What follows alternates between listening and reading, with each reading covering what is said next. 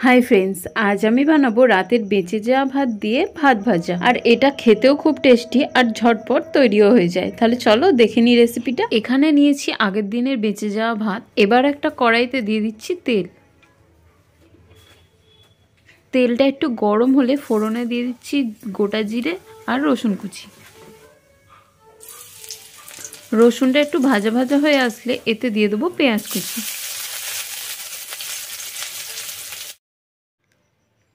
আর এখানে নিয়েছি কিছু সবজি যেমন গাজর, ক্যাপসিকাম, পেঁয়াজকলি আর কয়েকটা কাঁচা লঙ্কা কুচি। এখন এগুলো সব তেলের মধ্যে দিয়ে দেব। এখন এই সমস্ত সবজি একটু ভাজা ভাজা করে নেব। সব সবজি একটু ভাজা ভাজা হয়ে আসলে এতে দিয়ে দেবো আগে থেকে কেটে রাখা বাঁধাকপি কুচি। বাঁধাকপিটা তাড়াতাড়ি সেদ্ধ হয়ে যায় তাই এটা একটু পরেই দিয়েছি।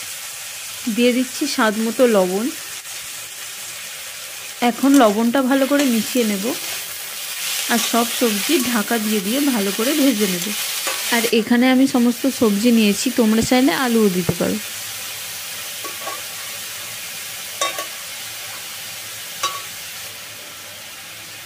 সবজিগুলো ততক্ষণ ভাজা হতে থাক। এদিকে নিয়েছি একটা ডিম। ডিমের মধ্যে অল্প একটু লবণ দিয়ে ভালো করে ফেটিয়ে নেব।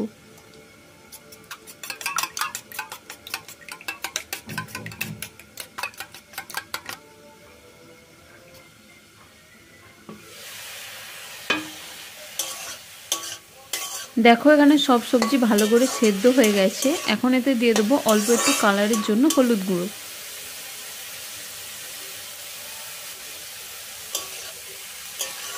এখন হলুদটা ভালো করে মিশিয়ে নিয়ে সবজিগুলো আর একটু ভেজে নেব।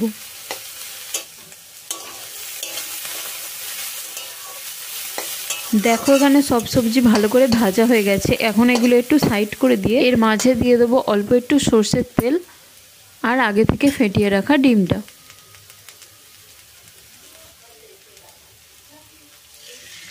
ডিমটা এখন ভালো করে ভেজে নেব।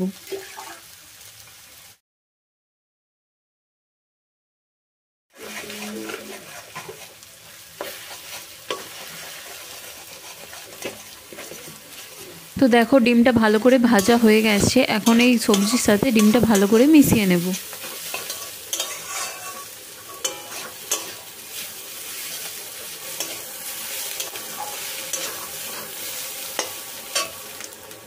এবার এতে দিয়ে দেবো আগের দিনে বেঁচে যাওয়া ভাত। আমি এখানে শুকনো ভাত ব্যবহার করেছি, তোমরা যদি এখানে পান্তা ভাত ব্যবহার করো তাহলে জল দিয়ে ভালো করে ধুয়ে নেবে। এখন ভাতটা ভালো করে সব কিছুর সাথে মিশিয়ে নেব।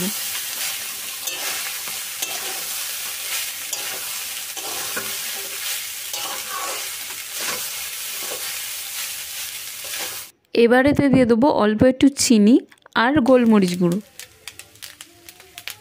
এবার একটু ভালো করে মিশিয়ে নিলেই তৈরি হয়ে যাবে আমাদের টেস্টি টেস্টি ভাত ভাজা।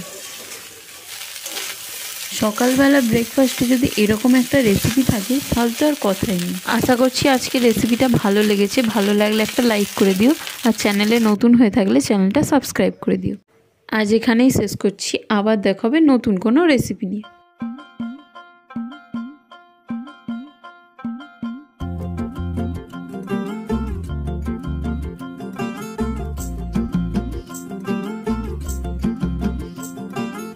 किसके तो पंख लेके उड़ा चला जाए रे, जहाँ नहीं जाना था ये वही चला हाय रे।